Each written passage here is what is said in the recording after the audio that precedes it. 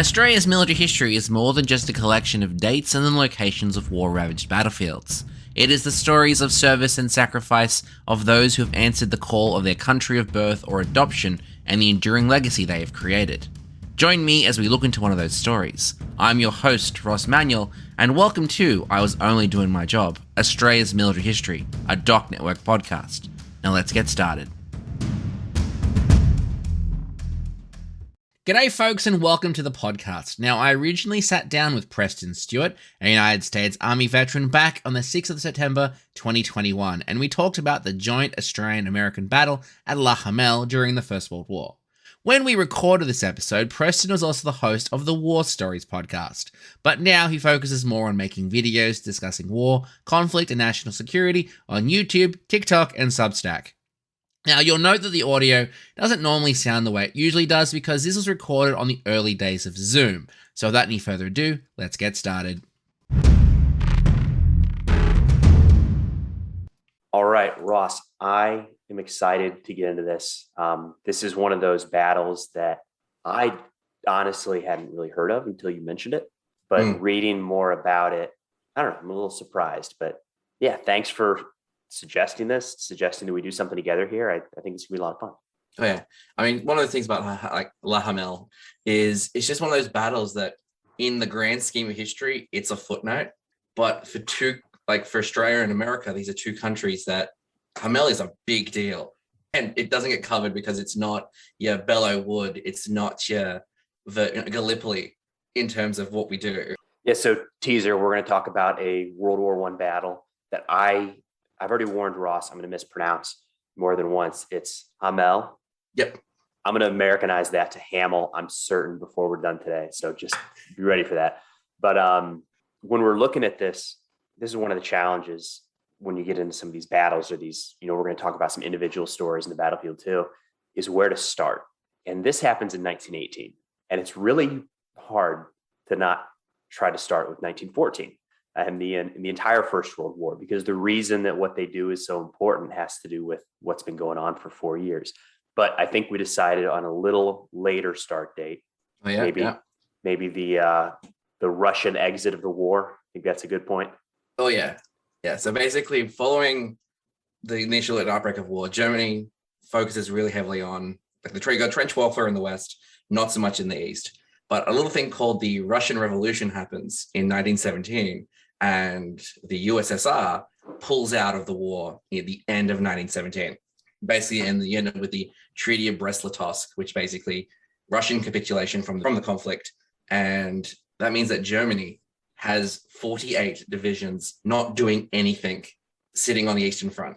And at the same time, we have a newcomer joining the party, and that is the United States. I don't know if I struggle with a lot of these like really interesting historical quotes, because I feel like for every one that is true, there's another that's at the very least taken out of context or changed quite a bit. But there's one quote that I've seen over and over again from Lenin during this time period where he said, there's decades where nothing happens and there are weeks where decades happen. And this is one of those weeks where Russia withdraws from the war. The United States enters the war, and you've got the Russian Revolution going on, where it's like that little period of time is going to impact the next 100 years. Oh yeah. And we're still seeing, still seeing the effects of that. And basically, so because of this happening and American troops are coming ashore, the Quartermaster General of the German Army, Erich von Ludendorff, realizes he has a very small window to exploit the troops that he has in reserve. Because America's 1 million troops are being drafted. They've been promised 1 million troops to come over. That will shift the balance directly into the Allied favor. But the American troops are untrained. They're inexperienced. Pershing doesn't want to commit them to a battle. And then at the start of 1918, at this point, we don't know what's going on. We see one of the famous German counterattacks that no one ever predicts. But it's worth noting that this is the war is different. World War II, then World War I, then World War II, and other conflicts. It's not unreasonable that this counteroffensive could win the war for Germany. Yeah. And that's the worst part about it is, the whole intent of the Spring Offensive is basically not so much, it's almost similar to the Winter Offensive in 1944. It's very much a case of, we want to split the two Allied armies. This thing, in this case, it's the British and the French, but also we want to then circle in and crush the British Expeditionary Force in Europe.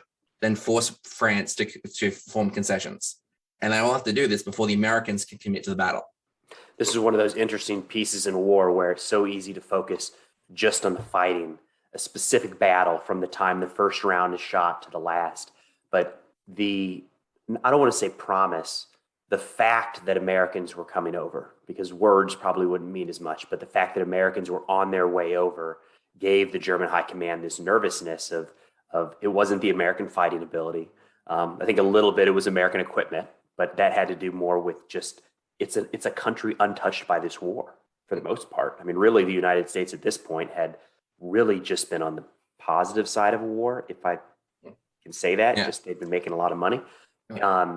It was like I've heard the comparison of late in a boxing match, the final round of a boxing match, and somebody new steps in. Oh boy, this is a problem. So Germany has to kick this thing off. Maybe not exactly when they want to, maybe not as fully resourced when they want to as they wish they could have been, but it's going to be, is it fair to call it a last ditch effort to win the war?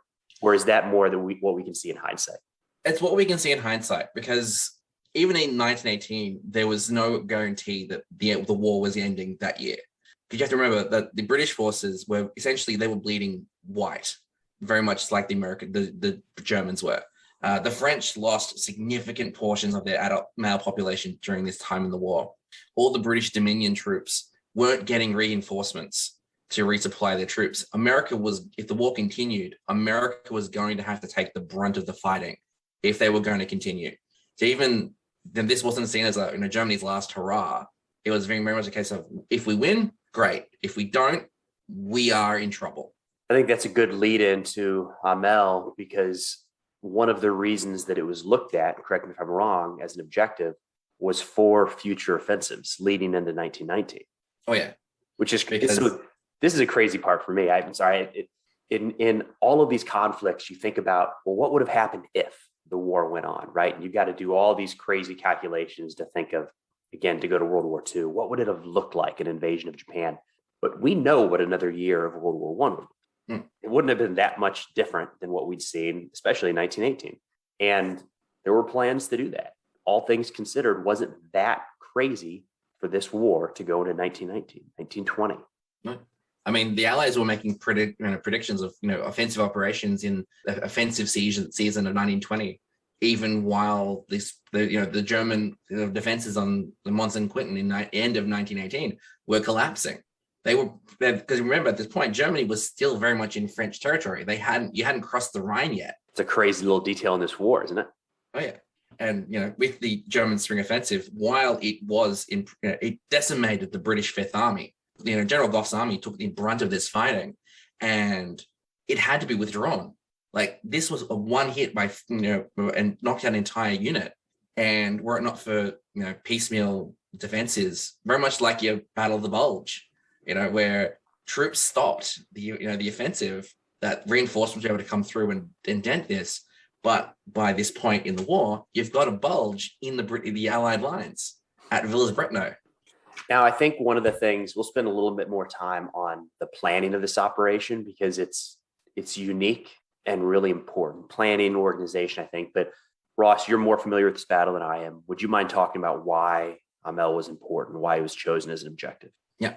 So basically, with the German spring offensive, the Allied forces, so Dominion divisions, blunted the attack. And then by June of 1918, a lot of the territory that Germany had captured had been retaken. And the main reason for this was because it wasn't as fortified as the trenches in that system were. So you would end up with this concept was called peaceful penetrations, where trench raids. Yeah, no, I love it. Peaceful penetrations during a war. Yeah, it's good. With these, essentially, it's a trench raid. But instead of going in, taking some prisoners or resources, then going back to your own lines, what the troops would do is they would go into the German positions and then not leave.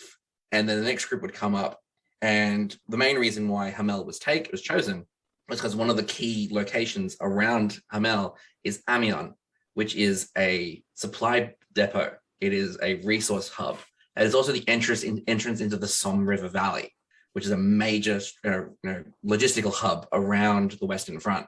So basically what happens is 25th of April, 1918, the Germans attack Villers-Bretonneux, the 26th of April, the Australian forces retake Villers-Bretonneux.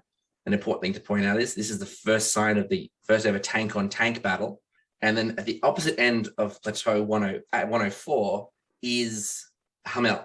So basically all you've gained, you can't go any further into the Somme River Valley without taking Hamel. And this is where a lot of the bloody British fighting took place. And Ross and I have a video going so we can kind of see each other while we talk here. And I got to say, Ross, you said peaceful penetration with a straight face. And I don't think I can, I don't think I can do that. The high schooler in me hears that and thinks of all the different directions we can take that, but good on you.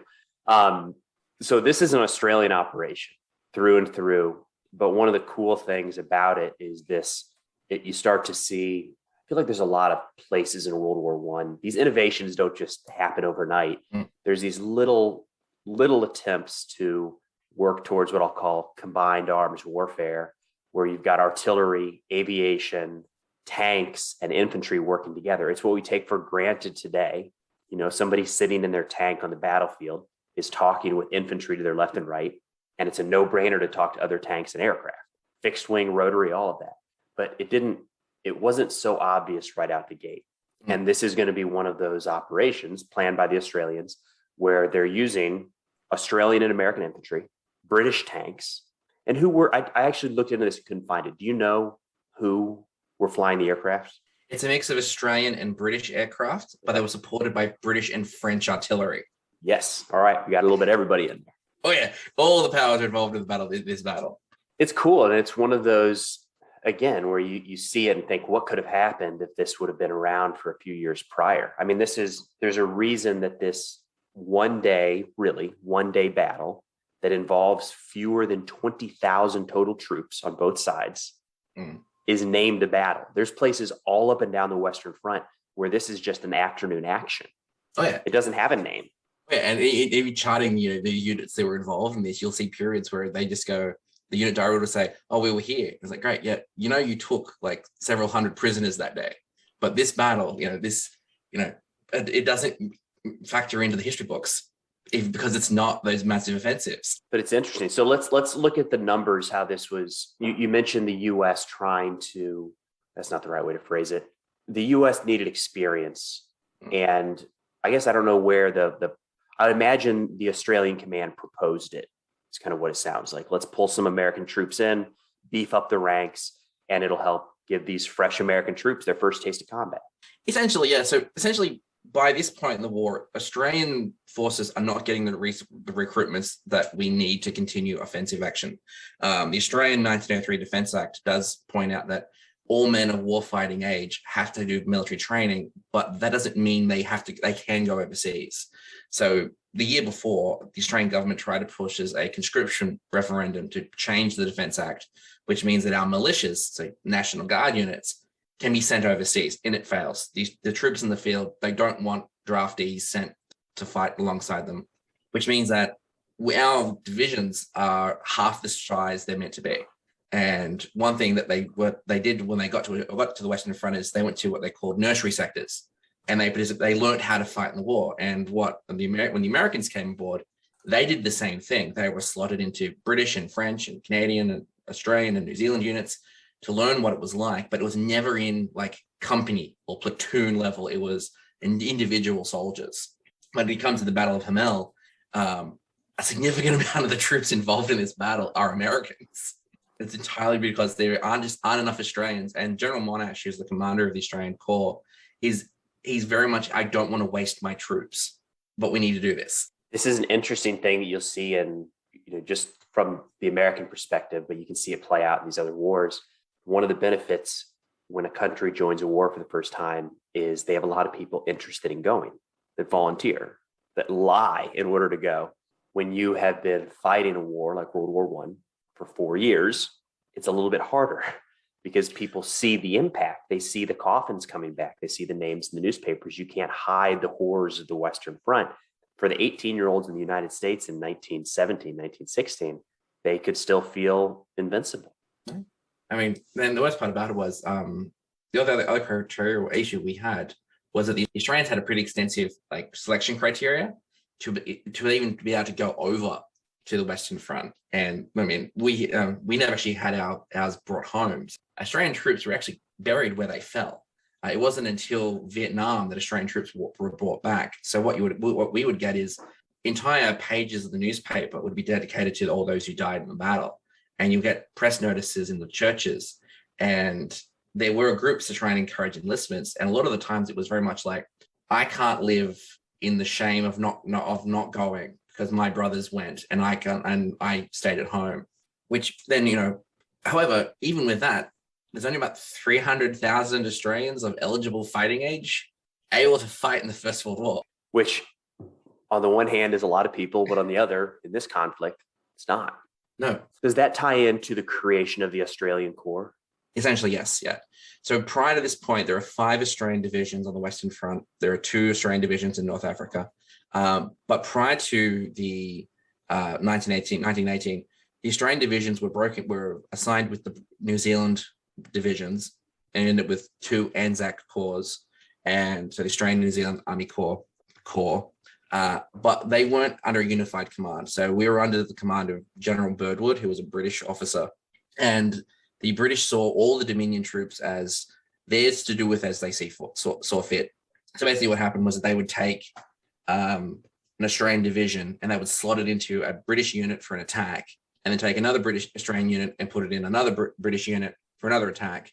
And we were used piecemeal, but we had all our own logistical support. We had our own division, artillery, we had our own aircraft, but the British were hesitant to allow us to amalgamate all our forces under one command, mainly because that would give us the power, because we'd have a lieutenant general by that point, to actually go to the British High Command and say, no.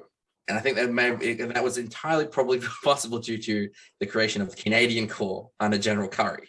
So that gets into how the U.S. troops are then slotted during this fight, because it's the same, I have a feeling it's the same frustration, where rather than the U.S. sending a regiment or a division to fight, to the left or right of the Australians, the idea is to move one company per Australian battalion, one U.S. company per Australian battalion.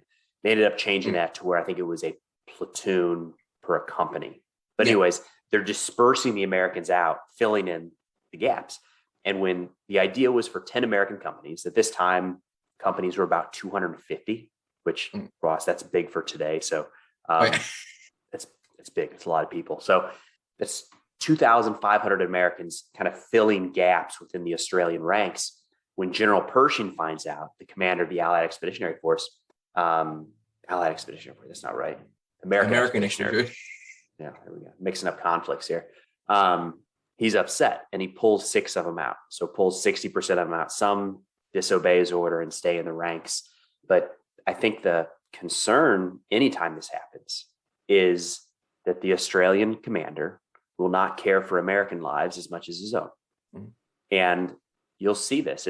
There's joint commands still today, but it tends to be at a pretty high level where there's general officers underneath that might be able to maybe override or intercept. It's a major concern. So I don't know if that's exactly, I'm sure that was part of Pershing's thought. Another part was probably that he wanted a battle where the U.S. could be the main belligerent, right?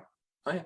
I mean, that was the thing. I mean, I think one thing that Pershing probably didn't also count on was that this was General Monash's first actual Corps command operation.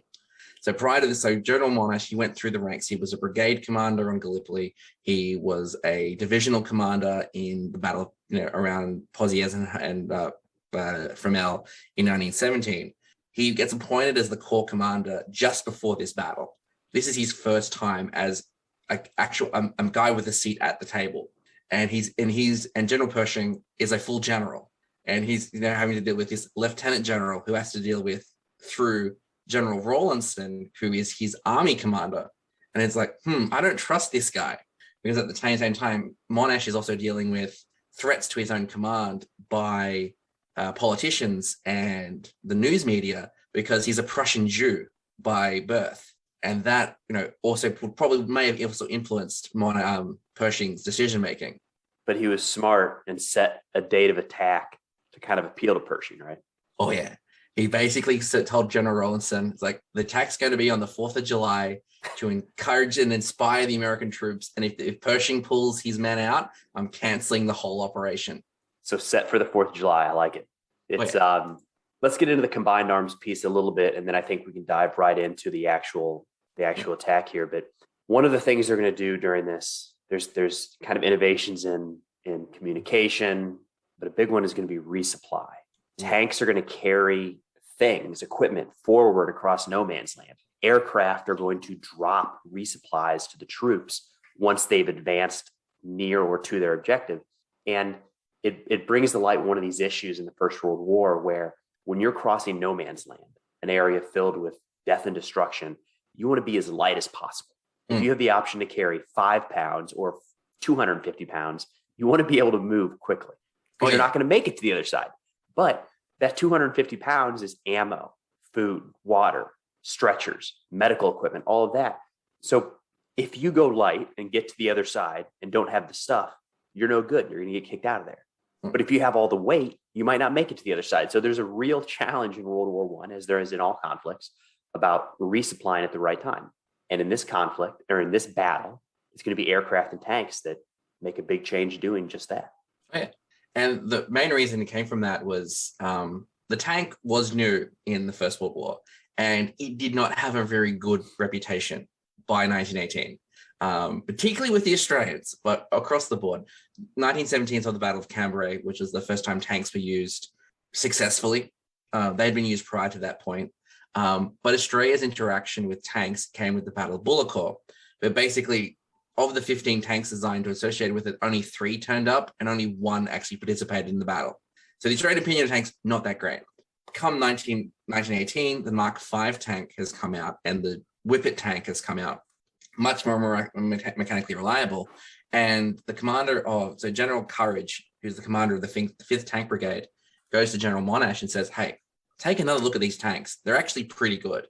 And they discover very quickly that one of the reasons why the tanks failed so horribly in the previous conflicts was because no one knew how to fight alongside them. They, the higher ups thought they were just moving pillboxes. They weren't infantry support vehicles. And it's very much like, so they would see them as, the tank can be unsupported. It's like, no, the tank has to be supported by artillery and aircraft and troops to be able to achieve the objectives, because it is 45 tons of steel that will draw the fire of everything around it. School buses are huge. Yeah. So what they discovered with that was, so what happened was the Australian troops, and before the Americans were allotted to the units, the Australians would train alongside the 60 British tanks that were going to be used in the battle, to the point where they actually would paint divisional and battalion markings on the side of the tank and say, that's your tank. So that tank is the 15th Battalion's tank. You go where it goes. And when the Americans turned up, they painted their divisional and platoon and company's insignias on the side of the tank to basically point out, this is my tank, I'm staying with that tank. And on top of that, 60 tanks have participated. There were 4 that were basically rolling storerooms, and what they would follow behind the advance. And if you needed medical supplies or water or ammunition, you could go up to the side of it, bang on the door, on a door on the side of this cubby that had been built onto the side of the tank. And a guy would open it up and be like, what do you need? He goes, I need ammo. Here's a bandolier of ammo. Go, continue fighting. And you just keep running back and forth to it. And that's just the tank.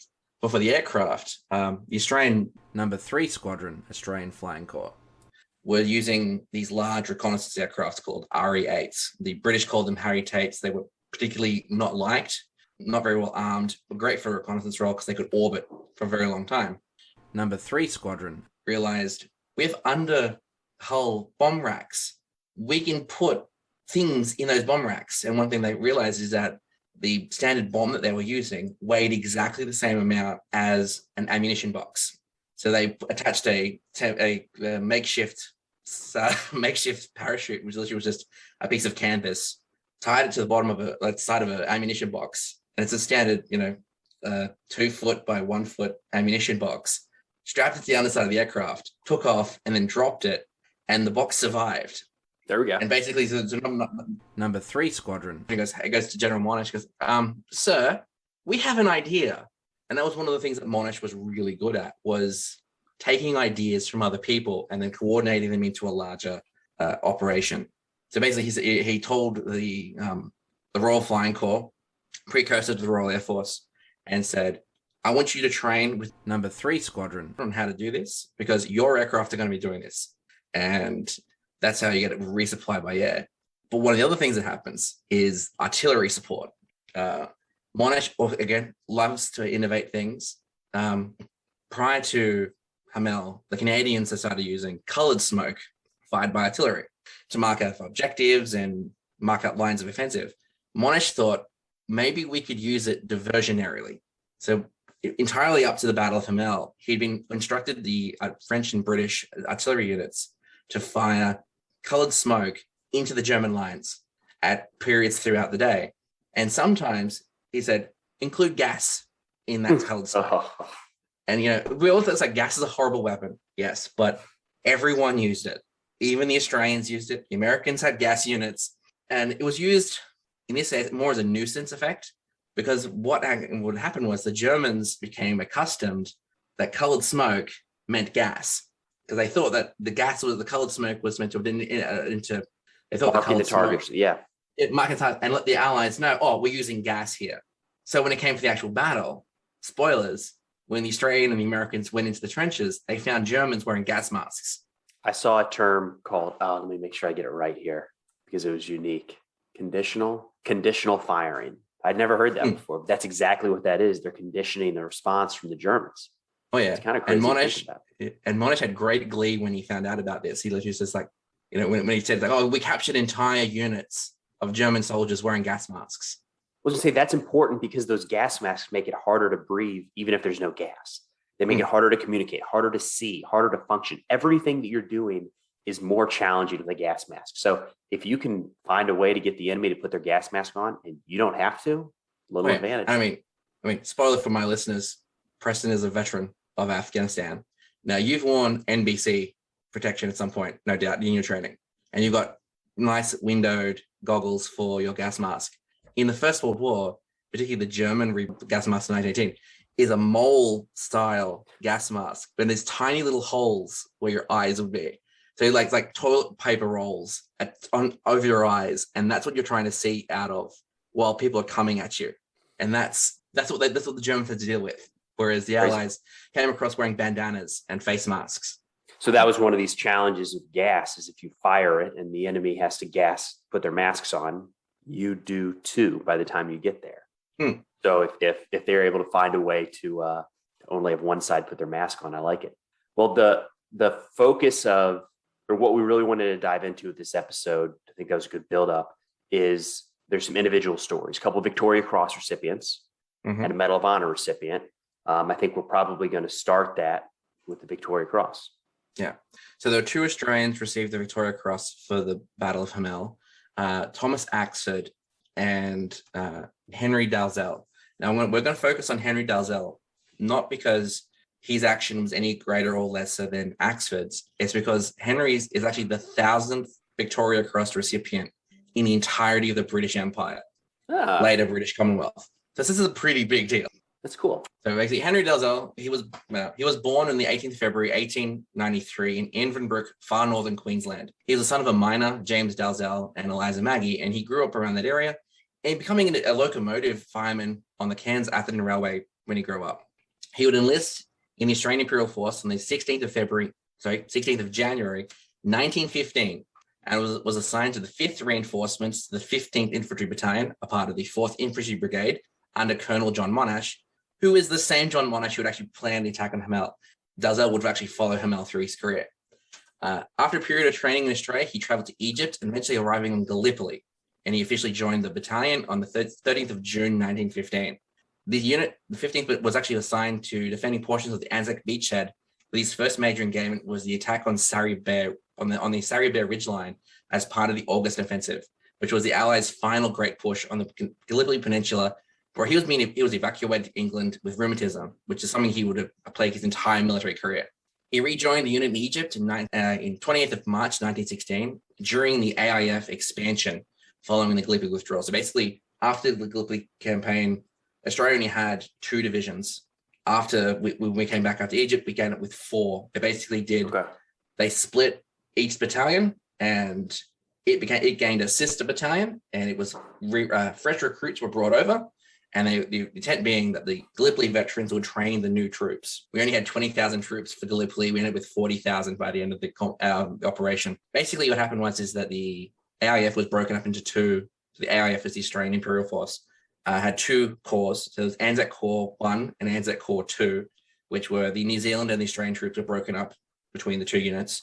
Anzac Corps 1 went to France on 13th of May 1916 and entered the Bois-Guenièvre sector in the Pas-de-Calais or Armentières sector in north, which is the British-controlled area. Very important area in the Second World War. Yeah, for sure. In the First World War, it is known as the nursery sector. It's basically where they go and they teach you how to fight on the Western Front, because the Australian troops were considered physically imposing at 5'8", but had no concept of how to fight a modern war. And when he got into the lines, it was obvious that he was a soldier's soldier. He was well liked by both his officers and enlisted, and gained the nickname Two Guns Harry, because he would actually sport two non-regulation revolvers, a Colt and a Luger. I don't know how he got them or where he got them from, but he would actually stick them into his belt and then have his Lee Enfield rifle on his back. And that's how he would fight. Why not? In July, he was involved in the Second Battle of the Somme, participate in the battles of Pozières and Mouquet Farm, and then weathered the horrendous winter of 1916-1917. So that was the worst winter on record until the winter of 1944. Ah, good timing. Yeah. Battle of the Bulge there. Yep. And when campaigning season resumed in February 1917, he participated in the bloody attack on Goudecourt. In March, after German forces withdrew to the Hindenburg Line, which was a series of defensive structures built during the winter to allow them to retrain and resupply, the British Fifth Army under General Gough went on the offensive. In order to spoil this advance and destroy as much artillery as possible, Germany counterattacked at Langencourt, where the Anzac forces were located, and Dalzell was in the front line again to blunt the attack. With no time for a breather, the Anzac Corps would go on to attack on the Battle of Bullecourt. So Dalzell is there at the first Australian interaction with tanks. And basically, considering their abysmal performance, the Australian troops were extremely mistrustful of them. That's a direct quote from the battalion commander. Even though severely battered by the attack, the 15th Battalion and Dalzell would participate in the Battle of Messines in June 1917, and he'll be wounded by shrapnel in the Battle of Polygon Wood on the 16th of October and wouldn't return to his unit until June 1918. And all these places I mentioned previously are pretty much the battle history of Australia's military experience on the Western Front. And in the side of some of those horrific fighting, to the point, I've mentioned everything in several previous episodes of my podcast. A lot of these important people participate in those battles as well. So by the Battle of Hamel, Dalzell was a driver. He was responsible for wagons and horse supply in the front. And on the 3rd of July, in response to the removal of all those American troops, the call came out for additional troops to assist in the attack. So basically, they were taking anyone who wasn't directly involved in the battle and said, we need you to fill the lines made by the Americans leaving. Sure. And he volunteers and he's slotted into the line as a second to a Lewis gun team. So the Lewis gun was a relatively light man-portable machine gun. It had a crew of 3, very high rate of fire, very effective, very iconic looking weapon. Had a drum magazine that sat on the top and a long, thick barrel. And so the objective of the 15th Battalion during the Battle of Hamel was Pear Trench. It was named that based on its appearance, and it was at the very center of the 4-mile front. That was the plan of the Battle of Hamel. It was only 4 miles, a very small attack. They would be supported by 3 British tanks, and these were not the shitty Mark IIs that they dealt with at Bullecourt, but the advanced Mark V. And they'd been training alongside them to counteract the obstacles that tank and infantry warfare still face today. Despite all that training, the tanks became lost in the darkness and failed to reach the jumping off point in time, which wasn't encouraging to the Australians because they're getting flashbacks of Bullecourt. They're like, oh God, not again. Only compounded by the fact that a lot of the artillery that they were meant to have fell short. It actually landed in a lot of the massed 15th Battalion, resulting in casualties before the battle even started. Well, I was going to say that creeping barrage thing is something that I think is much more easily shown in movies and TV shows, or even drawn up on paper than carried out in reality. I read that they were expected to march 70 yards, 70 meters or so behind the barrage. So a creeping barrage is the idea that you lay down a wall of artillery fire and you slowly move it towards the enemy trenches. So the enemy just sees it, it's destroying anything in the path. and then it hits the enemy position for a little while. And as soon as it lifts, bam, there's infantry right there. As opposed to artillery, it stops, and then guys get up and march across no man's land fully exposed.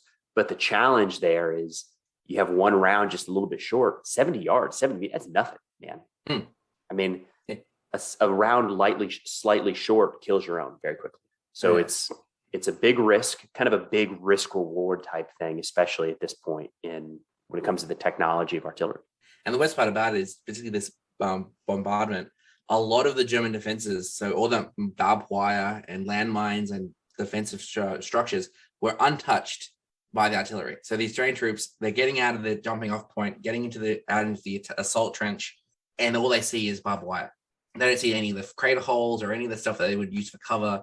And the problem with that is that barbed wire slows the advance. So the Australian troops are then having to go in there with wire cutters and cutting the wire, or throwing themselves onto the barbed wire so that their brothers can come in over the top of them to continue the attack.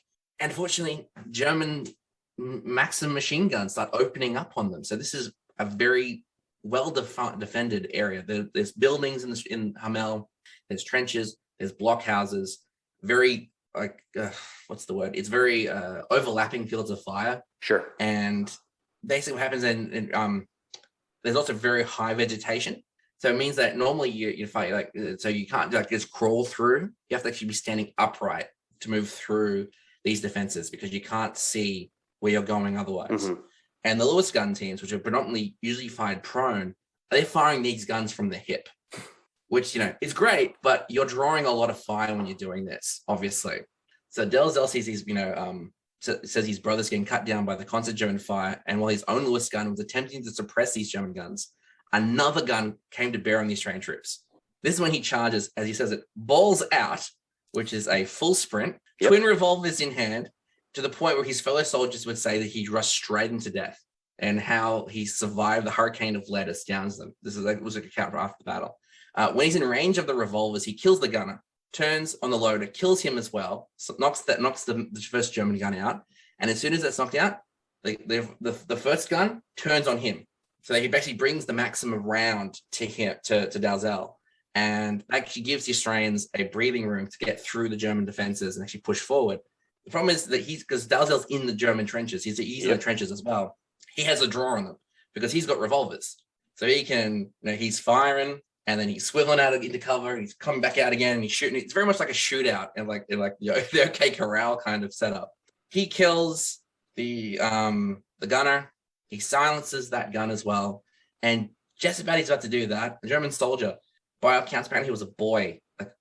By this point, German troops were either very young or very old. This kid, maybe 16, 17. Mm-hmm. He gets a lucky shot off and strikes him in his trigger finger, actually shoots his trigger finger off. Oh. And the thing is, Dalzell, he turns. He just tackles the kid. He just charges at him, tackles him to the ground. He's got his revolver pointed at him, and decides he's going to spare him because, and this is Dalzell's own words, the youngster fought so well, takes him prisoner. And then he continues and he just gets up and continues to lead the attack, knocking those two guns out, allow the Australians to attack the Pear Trench, and then they split up and attack down both directions. And you're probably thinking, well, that's enough, mate. You've taken out two machine guns single-handedly, taken prisoners. You can go back to friendly lines and get aid. Yep. To the point where, his lieutenant actually orders him to do that. But then, like every other Medal of Honor or Victoria Cross recipient, that desire to help his brothers takes over. And as soon as the lieutenant leaves eyesight, he just rejoins the unit, keeps going. He resumed, he links back up with his Lewis gun team. And then when it runs out of ammunition, he heads back over open ground at full sprint to secure more ammunition. He's bleeding. He's got severe blood loss at this point. And while he's doing that, he's refilling the clips, like the big drum magazine of the Lewis gun, because ammunition isn't stored in magazines in 1918. It's in boxes. So he's taking each individual round and he's slamming it into the drum. But he's also filling up the magazines of his brother's Lee Enfield rifles, because he realizes he can't shoot anymore because his trigger finger's gone. While he's doing this, he's shot in the temple. Now his brothers are distraught because they've seen everything he's done so far, and he's helping out. He's got a crate of ammunition. He's bringing back up to the front, and he just drops. And they think, oh, he's dead. Yeah. So they put him in with they placed him with the other dead for burial. And he's lowered into the dirt alongside 345 of his brothers who died during this battle. Over 800 Australians would be killed. And as they're about to bury them, they hear a moan. Dalzell is still alive. He's shot in the temple and he's still alive. He's quickly recovered and taken back to an aid station, then back to England to recover. When he's strong enough, King George invites him to Buckingham Palace to personally invest him with the Victoria Cross. That's the 1,000th Victoria Cross. He'd be finally fit to return to Australia in January 1919 and probably discharged in July. In 1920, he would marry a former nurse and take up a soldier settlement block in the Athen Tablelands for farming, but it doesn't work out. He has PTSD. He has health issues. He moves to Sydney to try and take up gold mining, because gold mining is still a thing in Australia by this point. Unfortunately, he returns to his farm in Queensland when his wife becomes ill. He would divorce, but then by the mid-1930s, the army has need for him because, unfortunately, by this point, Dalzell's become broke. He's a VC recipient, but he has no money attached to him because he can't work anymore. So they actually use him part-time in the 9th, 15th Battalion of the Australian Military Force. So he's in the militia now. He's promoted to sergeant. So he's a private during the entirety of his operations in the Western Front, a private. He's promoted to sergeant, and he's used to report recruitment for troops and training. And then the threat of invasion of Australia diminishes. He's discharged on 24th of December, 1943. He would remarry. He marries another nurse and has 3 children who are still alive. And actually, in 1949, he mailed his VC to Princess Elizabeth as a birth gift for Prince Charles. Now, Princess Elizabeth is Queen Elizabeth. So the princess mails back the VC and says, "No, we appreciate the gift, but your family needs to keep this." And then in 1956, he went to London for Victoria Cross centenary celebrations. He met the Queen, and then he met the Queen Mother the following year. And up until his death on the 24th of July, 1965, every Anzac Day, he would actually travel to Brisbane and march with the 15th Battalion. And that's, was his thing he did every year. And when he died, he was given a full military honor, a full military funeral, and ashes were interred in the Mount Thompson Memorial Garden in Queensland. That's crazy. And he loved the full gamut of the war, 1915, 1918. Which is the exact opposite. I think it plays in well here of the American story we're going to talk about, Thomas Pope. So Pope was a corporal during the time of the attack with E Company, part of the 131st Infantry Regiment, the 33rd Infantry Division. So he's in the Illinois National Guard, grew up in Chicago. I was born just a couple hours south of Chicago, so Illinois man myself. When he gets into the Battle of Hamel, he's been in France for a little over a month, but hasn't seen any action at all. So, compare that with the story Ross just told. Dalzell saw every part of the Australian campaign in World War I, fighting constantly. Pope hasn't seen any action yet. That, of course, will change during the Battle of Hamel.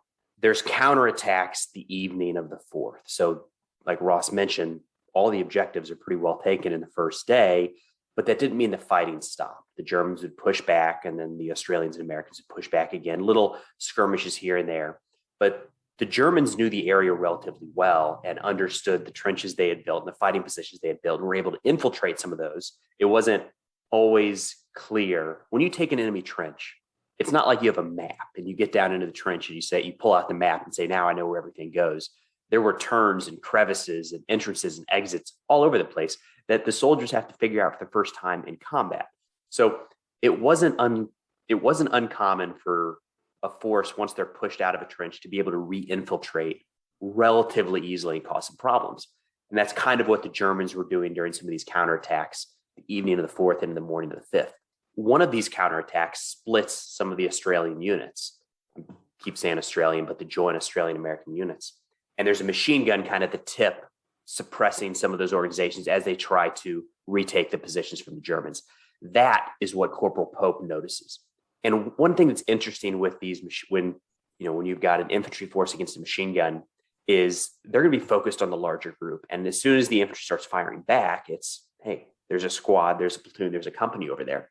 But there can be a weakness when you're firing a machine gun. You've got the loud noise of it going off in your ear, and you're watching the enemy force, trying to keep them at bay.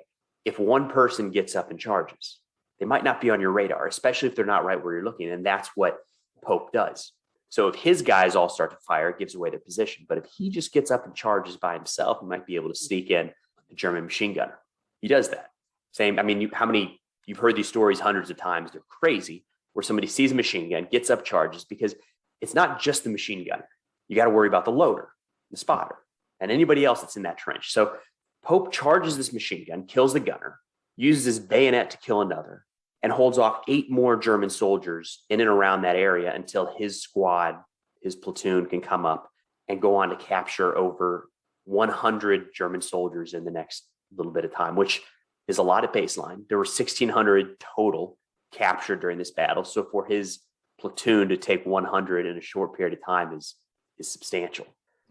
But Pope's story is fast and furious. So again, the opposite of Dalzell. After that action, the next day is gassed, as so many were on the Western Front, and that ends his war. So for the entirety of World War I, Corporal Pope saw about 2 days of combat. But those 2 days were enough for him to be awarded the British Distinguished Conduct Medal and the Medal of Honor. He was the first, there's kind of some nuance here, the first U.S. Army soldier to be awarded the Medal of Honor in World War I. Okay. There were sailors and there were Marines that had been awarded it. There was one other soldier, Henry Johnson, but African-American soldier. And in turn, that wasn't awarded until 2015. So it's one of those where kind of got to, I don't know the right way to say that. At the time, it was the first Medal of Honor awarded to a U.S. Army soldier. We'll leave it at that. He passed in 1989 as the last surviving World War I Medal of Honor recipient from the U.S. Army. But kind of a different story, a very short, quick story, Corporal Pope, just a little bit of combat. I mean, for the entirety of World War II, 2 days, actually seeing rounds fired in anger versus Dalzell, which every time I say it, I feel like I'm saying it wrong, by the way. Seeing just about everything possible across the Western Front and in the Mediterranean. But I love this story, man. I think it's really cool because it's not just the two individuals. It's not just the fight, but to me, this is kind of where we can look back and say, this is where the brotherhood of Australian and American troops in combat first started, something that carries on to today. Oh, yeah. And I do love that there's a quote that Monash, General Monash wrote after the battle, and he says, the perfect modern battle plan is like nothing so much as the score for an orchestral composition where the various arms and units are the instruments and the tasks they perform are their respective musical phrases. And that Monash was an engineer prior to the war, and he took that engineer's mindset to the battle. And, he saw very much, he was very respectful of the American troops. He sent glowing reports back to Pershing. One thing to point out is the Distinguished Conduct Medal is the second highest award for gallantry in the Imperial Award System of awards, second only to the Victoria Cross. And only one American has received the Victoria Cross, and that is the Unknown Warrior of the First World War. That's impressive. When you mentioned it, like he saw, the machine gun open up and he charged. You see, Dalzell, he same thing. He sees, his brother's getting cut down by the machine guns and goes, "No, I'm going to change this." Charges in, takes the guns out, and that's how many Medal of Honor and how many Victoria Cross recipients saw that and was like, I'm going to stop this. So I'll wrap up what I have to say at least here with a quote from. No. I was going to say I think this is how I'll end it, but Ross, you can add to, of course. Stars and Stripes, a military publication, and towards the end of World War I, a little article came out. I just really like this one. I've cited it before, but it's talking about the Australians. So American military publication talking about the Australians, and said, quote, "Without exception, the Aussies all hope to be sent home by the other way so that they can see America. We hope they'll be sent home that way if they want to. Besides wishing to have them see America, which we are pardonably proud of, we should like to have America see them." I love that. Yeah, I love that. That's good. And then comes the Second World War, and the Australian troops and the American troops do it all over again. Right back at it. That might be a teaser for a second episode there, Ross, but maybe. Appreciate you doing this, man. This was a lot of fun. I learned a lot diving into this battle. So thanks so much. Pleasure. Best thing I want to finish, though, would say one thing.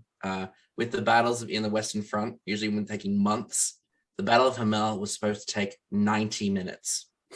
Monash reported back with regret to General Rawlinson. The Battle of Hamel took 93.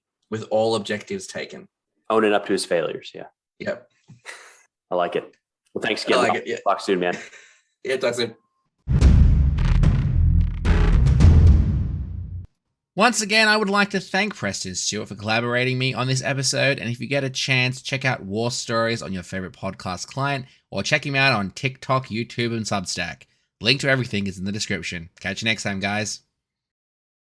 I Was Only Doing My Job, an Australian military history podcast, is made possible thanks to the generous support from each and every one of you, but especially to the members of our Armoured Emu Brigade community. Now, if you want to continue the conversation or suggest the topic for a future episode, you can do so on all our social media channels. At this point, the podcast is on everything under @IWODMJ. Links to everything are in the show description. If you want to join the Armoured Emu Brigade community, you can also do so on our Discord server. The invite link to that is on the episode description and on the podcast website, www.thedocnetwork.net. There you can find also show notes, transcripts, and photos of my various travels that are locating the myriad of memorials dotted around Australia. If you like what I do here on the podcast and want to directly support the work that I do, you can either buy the podcast a one-off coffee or support us on Patreon for exclusive podcasts, interviews, and giveaways. Each cent raised goes directly into improving the podcast, from digitization of service records and the purchasing of reference material to the distribution and licensing of each and every piece of content. But the best thing you can do is rate this episode on your platform of choice, leave a review, or share it with a friend. It's the easiest way to show your support and get the show into the ears of people who need to hear it.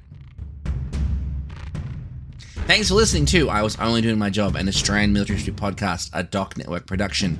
This episode was recorded on the lands of the Ngunnawal people, whose elders have passed on knowledge for thousands of years, and we pay our respects to elders past, present, and emerging. This podcast is mostly a one-man show, with me doing the writing, researching, recording, audio engineering, and directing, with additional research done by Laurie Favell of My Silent Hero.